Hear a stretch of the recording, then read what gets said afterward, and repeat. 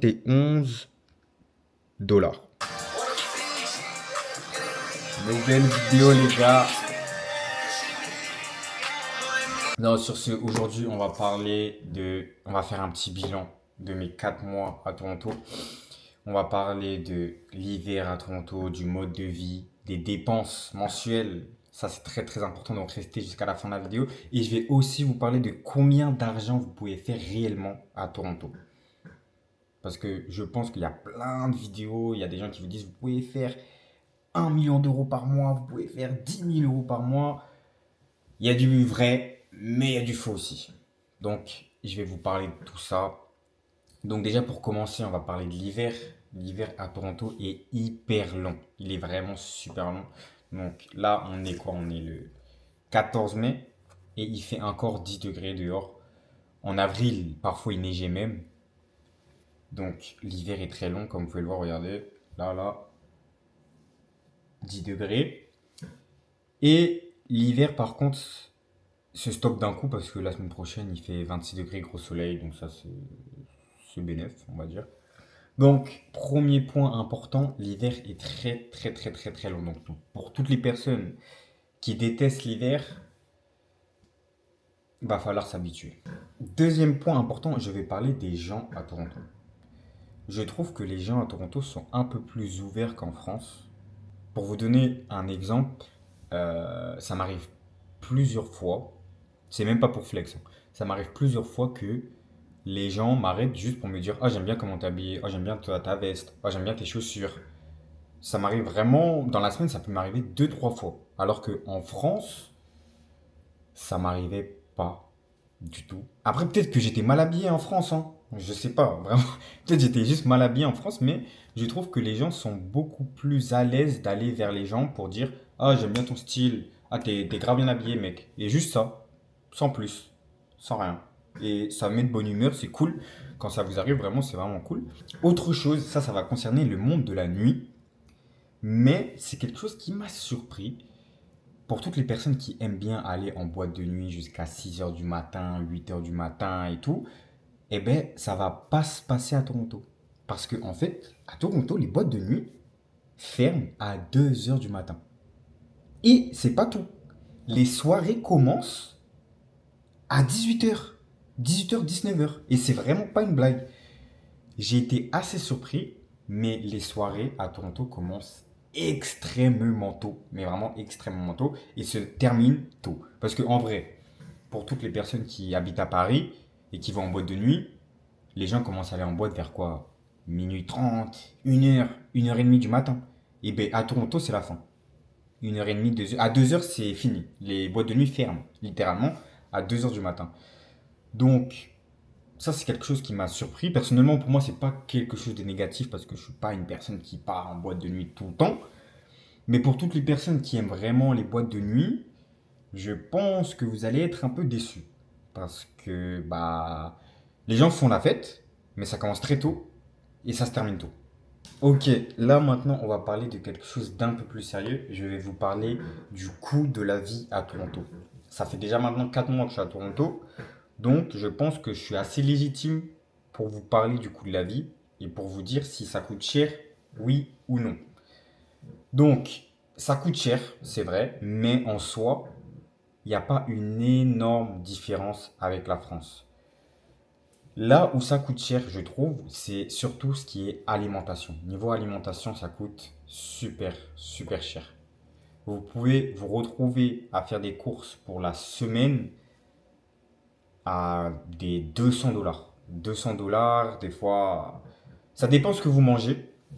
Ça dépend si vous mangez beaucoup. Ça dépend si les aliments que vous prenez. Mais ça coûte relativement cher. Donc méfiez-vous beaucoup. On va parler du salaire. Le salaire à Toronto. Est-ce que à Toronto on fait beaucoup d'argent? Est-ce que à Toronto c'est rentable? Est-ce que vous allez devenir millionnaire si vous venez à Toronto? Est-ce que vous allez faire des 10K par mois? La réponse est, vous n'allez pas faire 10K par mois. Ça dépend du taf, mais c'est une minorité les gens qui font 10K par mois juste en travaillant. Vous pouvez faire 10K par mois, c'est tout à fait faisable, mais vous n'allez pas faire 10K par mois juste en ayant un seul travail. Non, ça c'est une minorité. C'est possible, mais c'est une minorité. Donc, pour toutes les personnes qui avaient comme rêve de faire 10K par mois juste en travaillant au Canada, je suis désolé, mais ça va pas se passer comme ça. Donc, niveau salaire, si vous travaillez beaucoup, vous pouvez faire pas mal d'argent. En vrai, vous pouvez faire pas mal d'argent si vous travaillez beaucoup. Si vous faites pas mal d'heures, vous pouvez faire pas mal d'argent, surtout avec les tips. Ça, pour toutes les personnes qui vont travailler en restauration, les tips, ça fait du bien. Les tips, ça peut vous rapporter pas mal d'argent. Ça, c'est quelque chose qui est vrai. Je vais pas vous mentir, c'est quelque chose qui est vrai. Mais si vous avez un part-time et vous n'avez pas de tips et vous êtes payé 17,60 de l'heure, je vais pas vous mentir, ça va être compliqué de vivre au centre de Toronto ou même un peu plus loin. Très proche de Toronto, ça va être compliqué parce que selon moi, je pense que vous n'allez pas vous en sortir si vous avez juste un part-time. Donc soit à côté, il faut scammer un peu ou vendre un peu de la drogue, mais je rigole bien évidemment, ne vendez pas de drogue s'il vous plaît, mais ça va être compliqué. Ça va être compliqué. Maintenant, si vous avez un full-time en restauration, vous pouvez certains mois faire pas mal d'argent. Donc là, ce qu'on va faire, c'est que je vais vous montrer sur un de mes mois combien d'argent j'ai fait et combien d'argent j'ai dépensé. Comme ça, vous allez pouvoir à peu près voir combien, ce que vous pouvez faire en allant à Toronto et combien vous allez dépenser par mois. Donc là où j'ai réellement commencé à travailler, réellement, c'est au mois de mars. Donc on va aller sur le mois de mars et on va voir combien d'argent j'ai fait. Je suis totalement transparent parce que je pense que ça peut vous aider, ça peut vous donner des idées et ça peut aussi casser le bullshit qu'il y a sur Internet parce que sur Internet, on voit de tout et n'importe quoi. On voit de ouais, je vais aller au Canada, là, je vais faire 15K par mois. Non, vous n'allez pas faire 15K par mois, les gars, si vous taffez que dans un taf normal. Personne fait 15K par mois en taffant dans un taf normal. Vous pouvez faire 15K, mais les 15K, vous allez les faire parce que vous avez un business à côté, tout simplement. Bon, après ça, je pense que vous le savez, vous êtes déjà au courant. J'ai fait 2871 dollars. Et j'ai dépensé 987 dollars. Donc, encore une fois, le loyer n'est pas compté dedans parce que moi, j'avais payé le loyer jusqu'en mai. Jusqu'en mai. Donc, encore une fois, le loyer n'est pas encore dedans. Peut-être dans un prochain bilan, je vous montrerai un total avec loyer, etc. Mais pour l'instant, je ne peux pas vous montrer ça parce que le loyer est déjà payé. D'ailleurs, c'est quelque chose que je recommande. Payez votre loyer en avance parce que du coup, vous allez pouvoir mettre pas mal d'argent de côté. C'est un petit tip gratuit que je vous donne.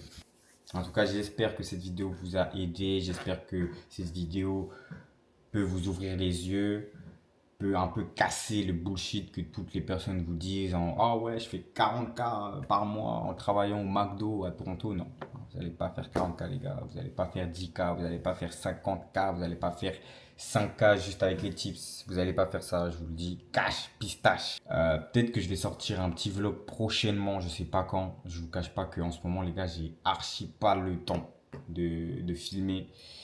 Je suis sur plein de trucs en même temps, mais il y a du lourd qui va arriver.